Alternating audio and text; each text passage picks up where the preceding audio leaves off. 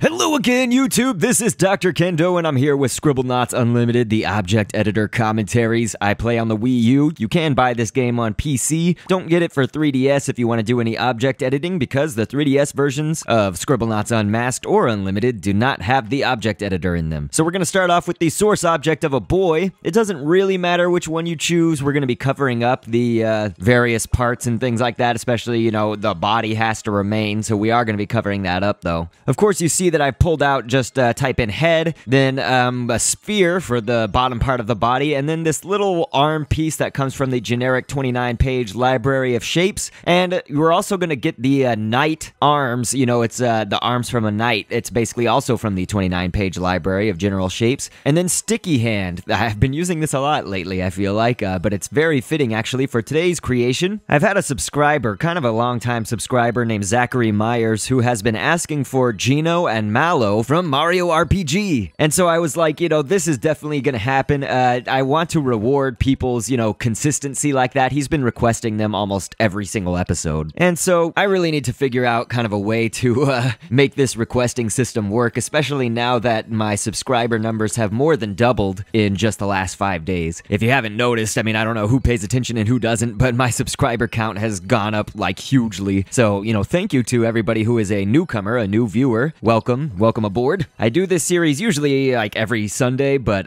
sometimes I can't do it on Sunday, or sometimes I'll do more than, you know, just the one episode on Sunday, but it all just depends on what's going on in life. I've got an incredibly busy life. I mean, I have a full-time job, which obviously takes 8 hours of my day every single day, and then I come home and I'm tired as hell, but I still push through and make these Scribblenauts episodes for you guys. I also have 2 dogs and a wife. You know, I've been married for a while now, so, you know, I have other obligations as well. I'm gonna lose track of everything that we're creating here for our object, I guess, so I should say that we have used grass for the little, I guess, cape that's on Gino right here. We are creating Gino first, and that cape basically is a combination of the blue colors and then the yellow on the inside. Now, the cape does go to his back, but I don't think that we're going to have enough stamp space to include that, or I don't think that it would look very good as the character moves in Scribblenauts, so we probably won't do the back cape. If you want to do it yourself, you could just take one of those grass pieces and color it yellow, and make it really big and make sure that it's on the body and just move it to the back. But that yellow piece is the werewolf's tail that comes from the general 29-page library. We just used a hemisphere shape, of course, for the hat part, as well as a mango for the back part of the hat. We're gonna do a pretzel for the little pendant or emblem that's up on top of the hat. There's a lot of things that you could do for it. We have run out of stamp space, though, as I just put on this last little piece of the pendant or whatever. We're using a general 29-page library arm, the same one that we used for his chest plate right there, as another part of that pendant that's on the hat, or emblem, or whatever that is. Shadow, Maxwell's brother, is the legs, as well as shoes for the feet. Now, whenever we get to the scripting part, this is where I always like to read fun facts about the characters and background information in case you don't really know about the character that we're creating for any given episode. So Gino is a warrior from Star Road and becomes one of Mario's partners in Super Mario RPG Legend of the Seven Stars. He's sent by, quote-unquote, a higher authority, end quote, to restore peace to Mario's world. He acts as a wise, sage-like character for the team. However, sometimes he offers advice about things which the Mario team doesn't quite understand. Gino has a pretty wide array of attacks, using a mix of physical and energy-based projectiles. His regular attack is shooting physical projectiles from his arms, but for our creation, I'm basically going to be scripting him doing his cannon attack, giving it a shoot-explode kind of effect. So just go to the weapon part of Scribblenauts and do shoot-explode as his weapon for that. But in addition to everything said here before, I also read that Gino is the fastest of Mario's allies, so we'll be sure to give him some decently good speed, too. But here's the weapon I was talking about. You know, I've also scripted him, of course, that he'll become brave whenever he loses or gains health. I do this for every creation, just so they don't run away from battles. But I also have him shooting basically a big, bright yellow sphere or whatever. It's just for some more of his attacks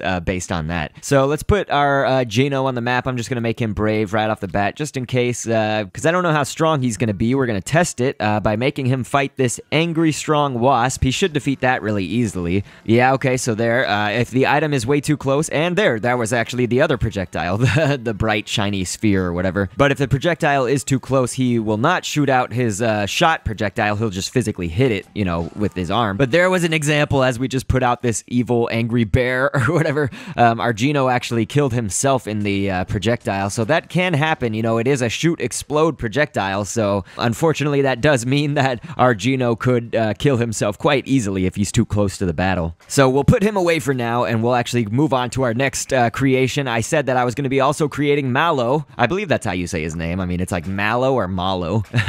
But Malo is a great character. He's that cute little cloud-looking character. So we're also just starting off with boy as the source object. Kid or boy is often the way to go on many of the things that I create, it seems like. But yeah, I just thought it was the best kind of for size purposes and everything, and just kind of having a neutral character that was, again, the correct size and whatnot. Just use cotton or cloth as the basic body shape that we're going to do, and then we're going to be using all of these geometric shapes. Now, you can get these from the geometry library. If you're playing on Scribblenauts Unmasked, you will have to type in their names, so be sure that you know their names, like rhombus and all those things.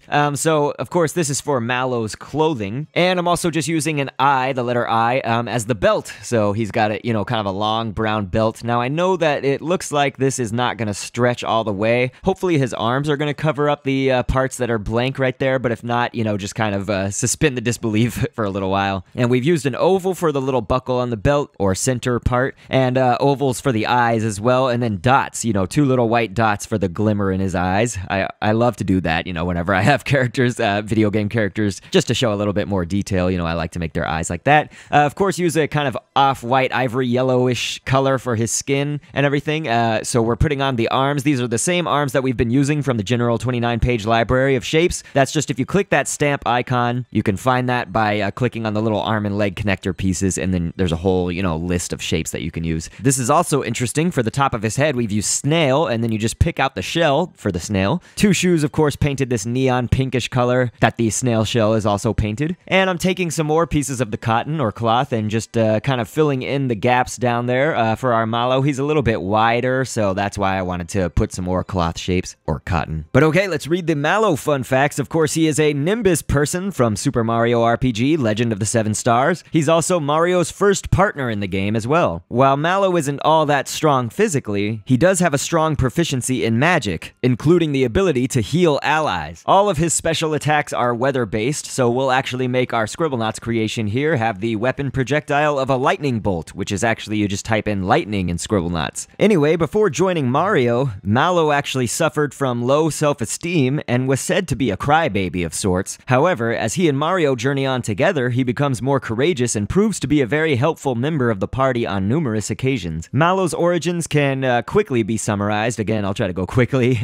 by saying that he believes he's a tadpole after becoming lost from his original royal family in Nimbus Land. He was found and picked up by a wise frog from a place called Tadpole Pond, which is where he picked up the basket containing Malo within. While identifying himself as a tadpole, Malo also realized, though, that he didn't have a tail, and he was also much bigger than the other tadpoles around him. So an unfortunate bit of identity crisis right there, but you can see that we are giving our Malo the same script for becoming brave after he loses or gains health, but then I also have him shooting out a giant snowman as a projectile after it waits 180 frames. So, you know, after he's attacked, he will shoot out that big giant snowman for his snow blizzard attack thing that he has, where he drops a giant snowman on people, basically. So this is going to be interesting. Let's have him fight our Waluigi creation. This is from a previous episode when I made Waluigi, and it looks like we need to get Gino into the battle as well, because Malo was the one that got attacked, and Gino, just immediately after I did the hostile adjective, it seems that he blew up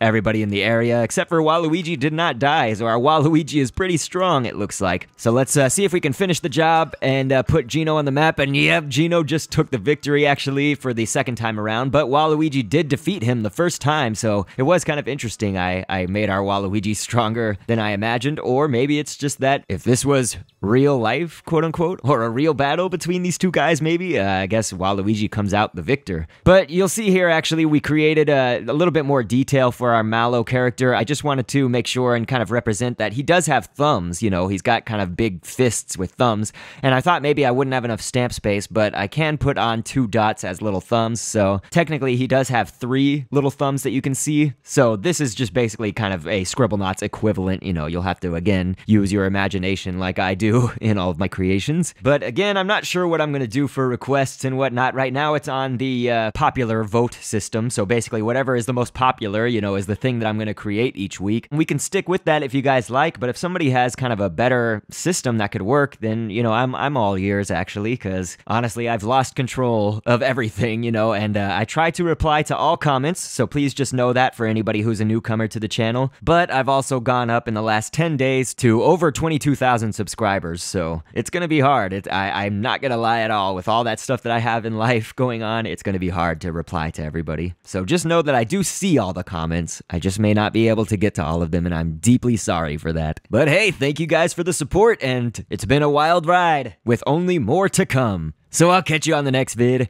and thanks for viewing. Justice to all wrongdoers, they're like a spectacle, so you can be the viewer. And down the road of twists and turns, always anxious to see what's within. We can look ahead to the point of no return, to the rest of our lives as a spectacle.